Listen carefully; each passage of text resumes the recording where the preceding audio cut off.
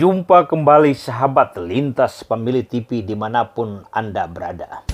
Kembali kami hadir untuk mengulas permasalahan politik, hukum, demokrasi, dan kebijakan publik di dalam negara Republik Indonesia, terkhusus di Provinsi Kepulauan Riau.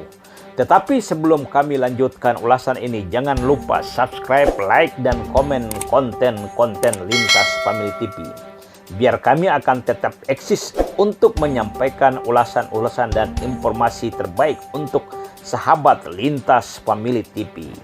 Dan kali ini kami akan mengulas nasib ASN termakan janji-janji jabatan oleh calon kepala daerah. Dalam Peraturan Pemerintah Nomor 37 Tahun 2004 tentang larangan pegawai negeri sipil menjadi anggota partai politik dan Peraturan Pemerintah Nomor 53 Tahun 2010 tentang disiplin pegawai negeri, sudah sangat jelas merupakan satu larangan keras untuk pegawai negeri sipil tidak ikut berpolitik praktis atau tidak memposisikan diri sebagai pendukung salah satu kandidat calon kepala daerah di wilayah kerjanya. Sudah merupakan hal biasa. Ketentuan peraturan dapat dikesampingkan ketika kepentingan sudah menjadi tujuan, dan kepentingan adalah niat terpenting yang harus digapai, sehingga apapun harus dilakukan untuk memenuhi kebutuhan dan hasrat diri sendiri. Banyak sekali aparatur sipil negara ikut melaksanakan konsolidasi untuk pemenangan calon kepala daerah, terkhusus calon kepala daerah petahana. Dan tentu yang didapat adalah janji-janji untuk diangkat jadi kepala dinas atau ditempatkan pada posisi tertentu setelah calon kepala daerah menang dan dilantik sebagai gubernur, bupati, ataupun wali kota. Tetapi, apakah janji-janji ini dapat dipenuhi? Sejak dikeluarkannya Undang-Undang Nomor 22 Tahun 1999 tentang pemerintahan daerah atau Undang-Undang Otonomi Daerah, dan telah mengalami beberapa perubahan hingga perubahan terakhir menjadi Undang-Undang Nomor 23 Tahun 2014. Satu legitimasi demokrasi yang sudah berjalan bagi masyarakat daerah adalah pemilihan kepala daerah secara langsung. Kutipan berita 1com tanggal 19 November tahun 2019, Menteri Dalam Negeri Tito Karnavian mengeluarkan gagasan untuk mengevaluasi pelaksanaan pilkada langsung. Meskipun tingkat partisipasi masyarakat semakin hari semakin tinggi, gagasan Pak Menteri menimbulkan suatu pertanyaan besar bagi kita. Ada apa dengan sistem pemilihan kepala daerah langsung? Jauh sebelumnya, Profesor Rias Rasyid, mantan Menteri Otonomi Daerah sekaligus salah satu penyusun Undang-Undang Otonomi Daerah, dalam acara seminar di Universitas Muhammadiyah Yogyakarta pada tanggal 23 Maret 2014 menerangkan bahwa salah satu gagasan dalam pembentukan Undang-Undang Otonomi Daerah adalah agar masyarakat daerah dapat memilih pimpinan daerahnya dari tokoh-tokoh yang mereka kenal, dan diharapkan siapapun yang terpilih dalam pemilihan kepala daerah langsung dapat memperjuangkan pengelolaan potensi daerah untuk peningkatan kesejahteraan masyarakat daerah sebesar-besarnya. Menurut Profesor Rias Rasyid, sayangnya fakta berkata lain. Pemilihan kepala daerah langsung telah melahirkan raja-raja kecil di daerah.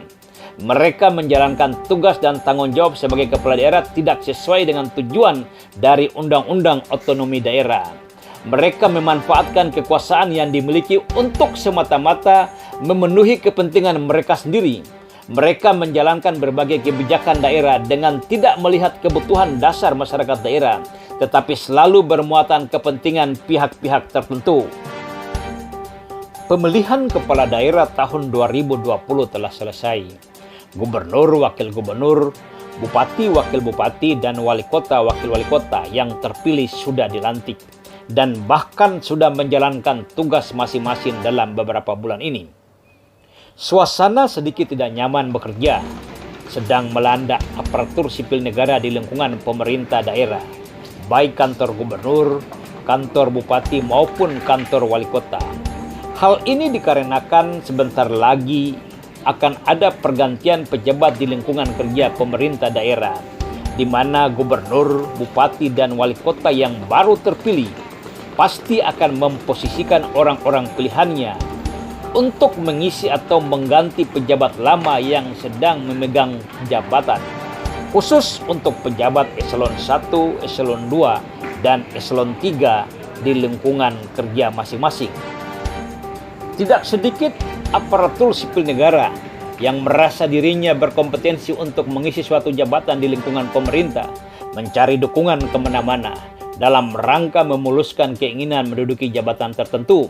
Mereka meminta dukungan dari anggota DPRD, khususnya partai pengusung yang mengusung pejabat daerah terpilih. Mereka meminta dukungan dari pejabat-pejabat kementerian di Jakarta, dan bahkan ada yang nekat meminta dukungan dari Komisi Pemberantasan Korupsi di Jakarta. Ada juga aparatur sipil negara berani mengeluarkan uang ratusan juta rupiah hanya untuk mengisi jabatan tertentu, atau yang kita kenal dengan istilah jual beli jabatan di lingkungan pemerintah daerah. Tapi hati-hati ya mas, banyak kepala daerah yang sudah masuk hotel Perdeo atau diringkus oleh Komisi Pemberantasan Korupsi karena jual beli jabatan. Bisa makan nasi ompreng di penjara mas.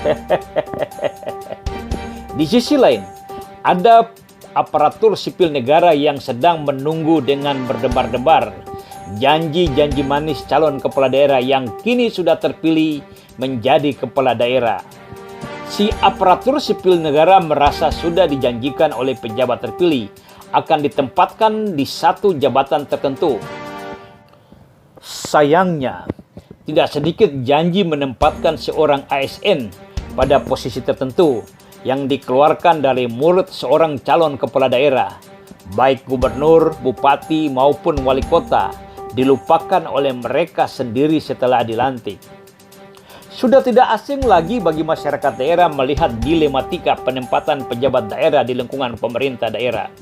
Seorang gubernur, bupati, dan wali kota yang baru dilantik pasti menetapkan syarat kepentingan di atas syarat formal untuk menentukan seorang PNS ataupun ASN mengisi jabatan tertentu, sehingga ASN sebagai pejabat negara secara langsung dan tidak langsung dijerumuskan dalam kepentingan politik dan kelompok. Gubernur, bupati, dan wali kota terpilih selalu menggunakan standar ganda dalam menentukan seorang ASN mengisi satu jabatan. Standar ganda dimaksud adalah satu upaya mengakomodir orang-orang terdekatnya untuk mengisi jabatan tertentu walaupun dalam kompetensi dan syarat formil orang-orang tersebut belum memenuhi syarat untuk memegang jabatan yang ditunjukkan. Dan sulit untuk kita menemukan kepala daerah meletakkan seorang ASN pada satu jabatan sesuai dengan kompetensinya.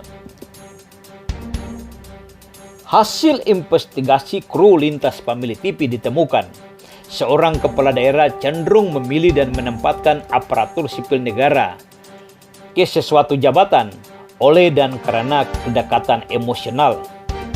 Mungkin adik atau kakaknya, ataupun mungkin juga adik iparnya atau keponakannya. Jika hal ini tidak ada, maka kepala daerah lebih memilih kawan dekatnya. Kalaupun ini tidak ada juga, maka kepala daerah akan memilih orang yang berada dalam golongannya. Kalaupun jika orang dalam golongannya juga tidak ada, maka kepala daerah akan memilih atau menentukan orang di luar daripada golongannya, tetapi dengan bargaining position untuk kepentingan sang kepala daerah. Dengan standar ganda ini membuat orang-orang pintar dan memiliki kompetensi khusus untuk mengisi suatu jabatan di lingkungan pemerintah daerah akan tersingkirkan. Mereka harus mengelus dada dan menahan selera, lalu bekerja apa adanya tanpa satu jabatan. Sudah terlalu banyak korban janji-janji manis calon kepala daerah. Pada waktu pemilihan kepala daerah, ASN diberdayakan untuk kemenangan sang calon kepala daerah. Setelah terpilih dan dilantik, lupa. Dasar lu aja yang sableng. Jadi aparatur sipil negara kok tidak profesional? Pakai acara cari-cari muka segala. kerja mati-matian untuk membela-belain calon kepala daerah. Setelah terpilih dan dilantik, yang diangkat untuk mengisi jabatan tertentu ya tentu orang-orang yang memiliki ikatan emosional dong. Ingat saudaraku, pesan Aristoteles, jika kamu ingin melihat watak pribadi seseorang, maka berikanlah dia jabatan.